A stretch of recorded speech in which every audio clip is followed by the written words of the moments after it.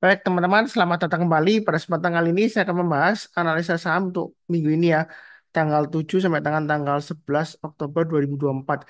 Jadi seperti biasanya saya akan bahas 6 saham. Yang rutin saya bahas adalah saham Big Banks ya, atau saham perbankan yang terbesar ya. Jadi saya sharekan dulu untuk grafik sahamnya. Yang pertama yang saya bahas adalah untuk saham BBCA atau Bank Sentral Asia. Jadi kalau kita perhatikan di sini untuk saham BBCA, kalau em, pada situasi saat ini ya, ini sebenarnya sudah kesempatan untuk buy on weakness ya. Ada tiga area yang sudah saya gambarkan sebelumnya, 10.600, 10.400, dan 10.200. Memang sih saat ini masih menguji 10.400, ada kemungkinan dia akan menguji berikutnya di 10.200. Tapi saya sudah mulai buy di 10.400 ya. Kalau kita perhatikan di sini, ini dua kali dia low di 10.400. Jadi mudah-mudahan bertahan di sini ya, seperti itu ya. Em, Kalau kita perhatikan memang uptrendnya sih masih bagus ya. Jangka menengah, jangka panjangnya MA 200-nya masih mengarah ke atas dan candlenya masih di atasnya MA 200-nya. Tapi kalau kita lihat candle saat ini dia di bawahnya MA 20-nya. Yang penting adalah MA 20-nya masih mengarah ke atas ya. Kadang-kadang kalau koreksi candlenya masih di bawahnya MA 20 masih oke lah kalau nggak terlalu jauh ya. Asalkan MA 20-nya masih mengarah ke atas, umumnya sih uptrendnya masih bagus. Jadi koreksinya masih cukup wajar. Makanya untuk BBCA ini saya sudah mulai buyback ya, atau kalau Anda sudah punya, kalau mau tambah lagi atau average up ya, kalau misalnya buynya di bawah, average up boleh, tapi eh, biasakan jangan average down ya. Jadi kalau misalnya Anda belinya di harga atas, misalnya di harga 10.950 ya jangan di average down ya. Kita tunggu kalau dia naik, kemudian dia gagal, kemudian pasang stop lossnya ya. Ini sudah saya gambarkan garis-garisnya 10.600 ya. Jadi kalau dia gagal bertahan di atas 10.600 maka ada baiknya kurangi posisi ya karena ini sudah terbukti kan dia turun pada 10.600 dia akan testing area 10.400 dan 10.200 jadi trading itu sebenarnya mudah kalau sudah digambarkan garis-garisnya di mana kita pasang trailing stop di mana kita pasang stop lossnya dan dia kalau kita perhatikan all time high-nya di 10.950 jadi kalau dia breakout ke atas 10.950 yang mau buy high sell higher atau average up tambah lagi silakan. Nah, apakah nggak ketinggian atau ketinggalan Pak Sunar? Saya sih prinsipnya follow the trend. Selama uptrendnya masih bagus, kalau dia breakout, maka dia akan membentuk higher high ya. Jadi high-nya lebih tinggi daripada high yang sebelumnya atau resistance sebelumnya. Karena uptrendnya masih bagus. Nah, PBCA ini salah satu saham yang cocok untuk sistem seperti nabung rutinnya atau istilah bahasa Inggrisnya itu DCA, dollar cost averaging. Tapi kalau dalam hal ini kita menggunakan mata uang rupiah ya, rupiah cost averaging. Jadi kalau Anda mau nabung rutin setiap awal bulan ya atau akhir bulan untuk BPCA ya mungkin satu lot atau dua lot ya seperti itu bagus ya karena sejauh ini ya saya bilang sejauh ini dia solid dan defensif. Jadi itu BPCA ini breakout ke atas 10.950 all time high-nya maka dia akan membentuk new all time high lagi. Karena sudah dari lama ya, dari 9.400 dulu ya. Kalau kita mundur jauh ke belakang ya, itu saya pernah sebutkan ya. Kalau misalnya untuk BBCA itu nyangkut di harga ini ya, mundur ke belakang ya, di sekitar area di sini ya, 2000 sebentar. Ini 9.400 ini mundur kurang lebih sekitar area sebentar ya. Kalau kita perhatikan di sini, oh gesernya terlalu cepat. Nah, ini 9.400 sebelumnya kurang lebih sekitar area sini ya. Jadi dia new all time high. Kalau dia pullback, dia akan berusaha untuk membentuk new all time high lagi ya. Paling Anda harus tunggu 1 tahun atau 2 tahun lah maksimum ya seperti itu. Dia akan bisa membentuk higher high lagi ya. Jadi sejauh ini dia memang solid dan defensif dan juga secara fundamental dia cukup bagus ya. Dan kalau dibilang BBCA itu mahal, sebenarnya relatif ya. Mahal, tapi kalau barangnya bagus ya, maka masih bisa higher high lagi ya. Karena prinsipnya itu selain value investing ya. Kalau cari yang saham yang di bawahnya intrinsic value-nya itu value investing. Tapi kalau cari saham-saham yang untuk dividen itu dividen investing ya seperti itu umumnya. Nah, kalau untuk saham-saham yang growth-nya atau pertumbuhannya yang bagus maka itu biasanya namanya growth investing ya. Jadi walaupun PBV-nya mungkin mahal tapi dia barang bagus ya masih bisa lebih mahal lagi ya.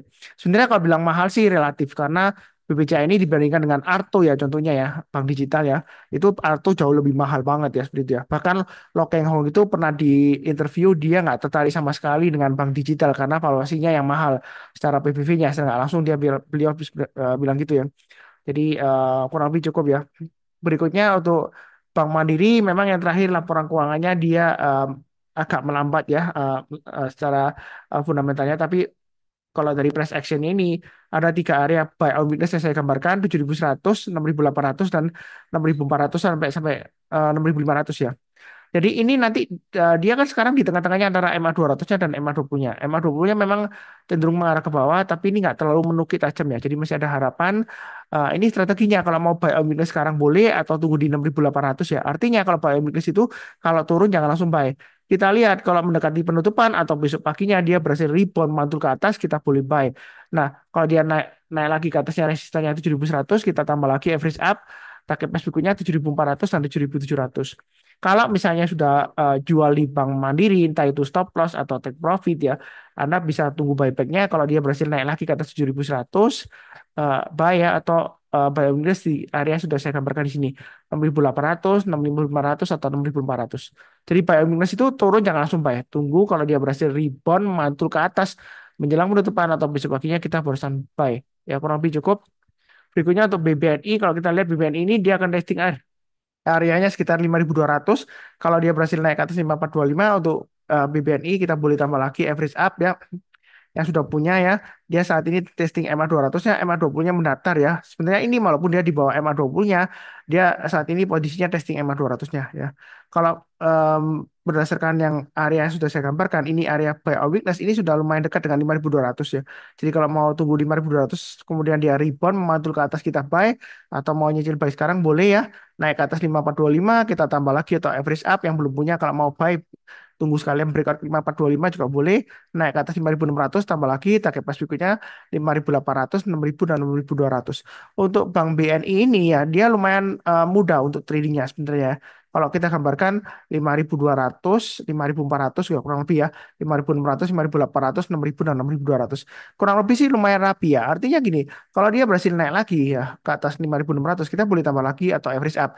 Maka resisten berikutnya itu lantai bangunan berikutnya ya. Jadi kalau trading range ya ibarat lantai bangunan, maka lantai bangunan berikutnya itu adalah eh, 5.800 dan atapnya itu 6.000 ya. Kurang lebih seperti itu ya untuk resistennya. Kalau dia naik lagi kita boleh tambah lagi atau average up ya. Kurang lebih seperti itu. Kalau turun biasakan no average down. Misalnya kalau Anda nyangkut di atas ya, Pak Sunar saya nyangkut di pucuknya sini, ini all time high sebelumnya 6250 bagaimana? Nah, apakah boleh di average down? Sebenarnya sih kalau mau average down saya nggak ada hak untuk melarang ya. Cuma budayakan jangan di average down. Kalau sudah terlanjur ya eh, ke depannya kalau misalnya Anda sudah punya ya. Nah, ini kalau dia turun lagi di bawah 5.200 ya mungkin Anda mulai jual sebagian atau jual dulu semuanya nanti ada buyback entah itu nanti dikasih di 5.000 atau 4.750 ya. Bukan berarti dia bakalan turun terus enggak ya. Mudah-mudahan dia naik. Sejauh ini sih uptrendnya walaupun koreksinya masih cukup wajar secara jangka pendeknya memang uptrendnya sudah mulai sideways ya konsolidasi jangka menengah sampai panjang dia juga testing juga MA 200-nya. Jadi untuk BBN ini kesempatan untuk buy on weakness kurang lebih cukup. Berikutnya BBRI. Minggu lalu sebenarnya lumayan banyak pertanyaannya. Pak Sunar BBRI apakah sudah boleh buy? Nah, jawaban saya sih masih belum. Kalau mau tunggu buy BBRI, lebih baik tunggu kalau dia berhasil naik ke atas 5.000 atau naik ke atas 5.100 kita barusan buy. Karena kalau dia masih di bawah 5.000 atau di bawah 5.100 itu downtrendnya masih cukup kuat. Tahu dari mana Pak Sunar MA200-nya kalau kita lihat ya, ini kan memang MA200-nya melandai, tapi MA20-nya mengarah ke bawah dan MA20-nya ini masih belum berhasil memotong MA200 ke atas ya. Jadi masih di banyak MA200-nya, MA20-nya. Apalagi harganya masih jauh di bawah MA20-nya. Saat ini untuk BBRI, dia akan testing area 4680. Ini adalah area penting ya. Jadi kalau dia turun banyak 4680, lebih baik kurangi posisi atau jual dulu semuanya kalau investasi ya. Nah, memang Mas Sunar ini sebelumnya turun berapa 8680 nggak lama lagi dia naik loh ini bottomnya loh. Sebenarnya kalau kita bicara mengenai bottom ya kita nggak akan pernah tahu bottomnya kecuali kalau kita sudah turun ke bawah kemudian dia sudah mulai membentuk swing low seperti ini yang mana low yang di tengah-tengah itu lebih rendah daripada di kiri dan di kanan dan dia membentuk high yang lebih baru lagi. Nah itu kita barusan tahu ya itu bottomnya ya. Kalau dia belum terbentuk ya kalau seperti ini belum terbentuk swing low sama sekali ya. Karena sebelah kanannya kita kan belum lihat low yang lebih higher. Nah, kalau kita lihat di sini low-nya yang terakhir penutupan kan 4860. Nah, low yang kemarin sebelumnya kan sama ya 46 4860 juga. Jadi 4860 4850 sebelumnya. Hari terakhir 486 hari terakhir 4850, maaf. Hari terakhir 4850, kemudian hari sebelumnya itu 4860 ya. Jadi masih belum terbentuk karena sebelah kanannya itu kalau kita perhatikan masih belum higher low. Jadi belum ada higher low, jadi dia masih belum terbentuk swing low-nya. Jadi masih resiko turun, baiknya bertahap aja. Atau kalau Anda mau ngikutin garis saya ya, tunggu kalau dia naik ke atas 4980 lah. 5.000 mungkin Anda bisa tunggu di 4980 ya, atau 5.000 yang saya sebutkan tadi. Jadi baiknya bertahap aja, tunggu di atas. Kenapa nggak langsung buy aja Pak Sunar? Kenapa tunggu di atas ya? Kan barang murah, turun lagi, buy lagi, turun lagi, buy lagi ya seperti itu ya. Nah, sebelumnya memang ada yang bilang di grup ya, jangan khawatir kalau beli Big Banks itu nanti juga bakalan naik lagi. Saya cuma mengingatkan ya, yang definisi Big Banks itu sebenarnya tergantung ya. Jangan dianggap maksudnya seperti BBRI ini memang Big Bang ya. Dulu ada satu saham yang Big Bang ya. Saya sudah pernah nyebutkan memang jangan bosan-bosannya ya saya ulang lagi.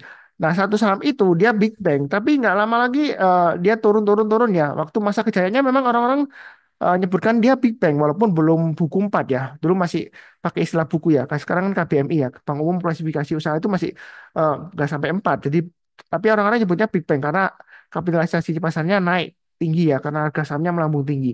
Nah, itu saham waktu kejayaannya dulu memang bagus ya seperti itu ya. Nah, ternyata harganya saham turun-turun-turun terus sampai sekarang pun berusaha bangkit nggak pernah bisa naik di atas high-nya 6 tahun yang lalu. Ya mungkin yang bilang lagi sebelumnya juga ada yang bilang pilih yang big banks BUMN Pak Sunar. Nah contoh yang saya pakai itu dia juga big bank tapi juga BUMN ya seperti itu ya. Nyatanya juga dia belum pernah bangkit sama sekali. Ya begitu ya. Ya mungkin ada yang bilang lagi lah itu kan fundamentalnya nggak seberapa bagus Pak Sunar. Tapi jangan keliru. Di masa kejayaannya dulu waktu harganya naik-naik terus ya naik terus naik terus dan terus naik terus breakout new all time high terus itu nggak ada yang bilang fundamentalnya jelek. Ya mungkin kalau ada analis mungkin satu di antara beberapa analis karena waktu itu memang euforianya lumayan tinggi ya seperti itu.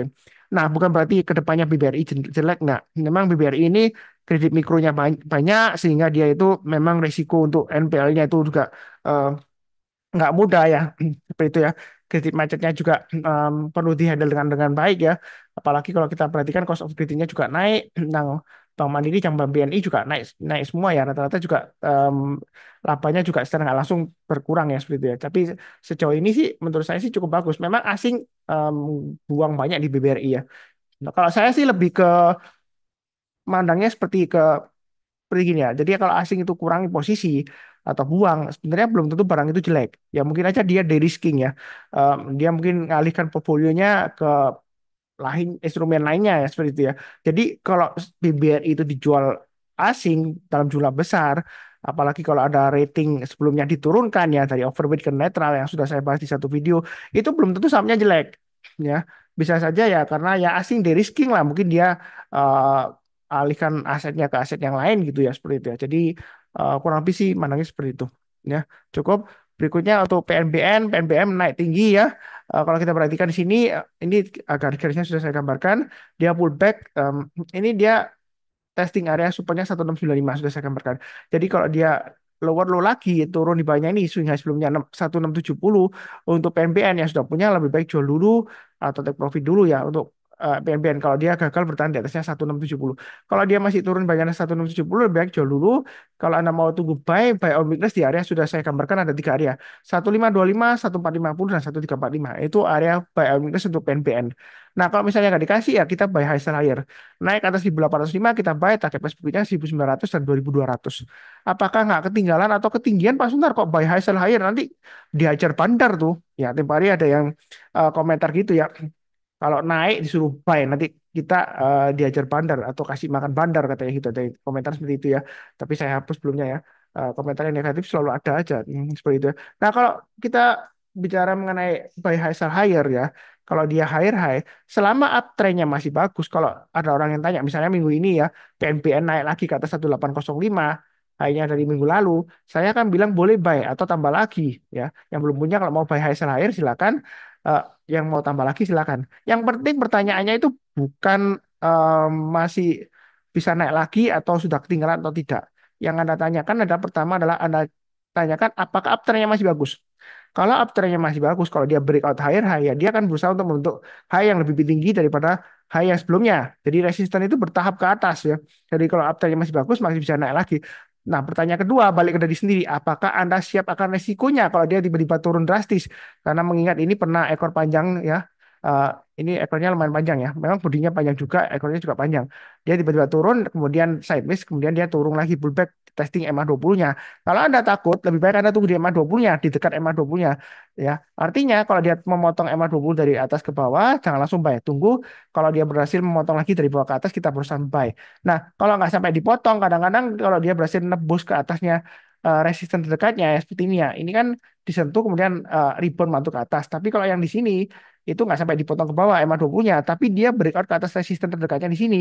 Ya, maka kalau dia breakout lagi, ya kita cek MA20 mengarah ke atas, harga sahamnya masih di atas MA20-nya, dia breakout ya kita boleh buy. Ya buktinya dia masih bisa higher-higher lagi di sini kan. Di sini ya. Seperti itu ya. Jadi saya sih prinsipnya nggak ada ceritanya ketinggalan atau ketinggian. Itu tergantung dari masing-masing. Apakah Anda siap akan resikonya? Yang penting check uptrendnya masih bagus ya, boleh aja buy high sell higher ya. Kurang lebih sih seperti itu cukup.